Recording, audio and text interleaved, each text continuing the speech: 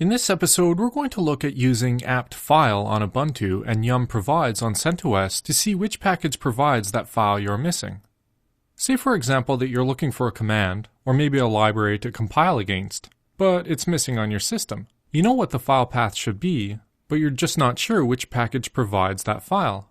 Well, I thought I would do a quick video on how to solve that problem on both Ubuntu and CentOS.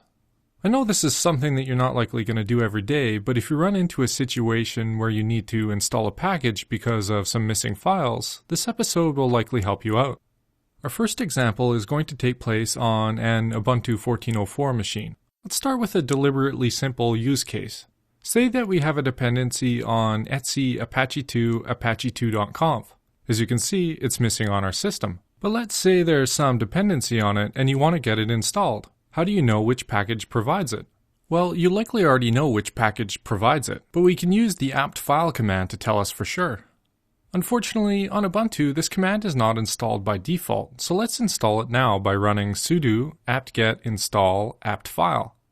Then once it's installed, down here you'll notice that it says the system cache is empty. We can run apt file update as root to build a system-wide cache, or we can run the command as a regular user, and it will create a cache in our user's home directory. Basically, what this cache does is create a searchable mapping between packages and files those packages provide. In this case, let's opt for a system-wide cache just in case there are multiple users on this system that would like to use the apt file command. So let's run sudo apt file update. Okay, so at this point we have apt file installed and the cache has been configured. Let's head back to our example of looking for the Apache configuration file. As you can see, it still doesn't exist. So let's ask apt file if it knows what packages provide it by running apt file search and then the path name, in this case etc apache2 apache2.conf. As you likely already guessed, the apache2 package provides the file we're looking for. So what are we really trying to solve here? Well, the typical scenario would be that you're missing some type of system library. Say, for example, you're trying to compile something from source, and you have some type of missing header. It can be really frustrating to try to figure out what packages provide the files you're looking for. Likely, you'll be searching Google for the path names or error messages. Okay, so now that we've solved our example problem on Ubuntu 14.04, let's review how this works on CentOS 7. On Red Hat Enterprise Linux and all of its derivatives, you can use the YUM command to find files that you would like to install. Let's try something similar to our previous example of a missing Apache configuration file.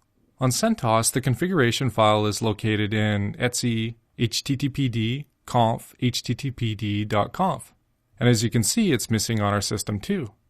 The one nice thing about Red Hat is that you don't have to install additional software or build any package to file cache for this specific function. You can actually just use the yum command to find what packages provide the files you're looking for by running yum provides and then the path name, in our case etc httpd conf httpd.conf.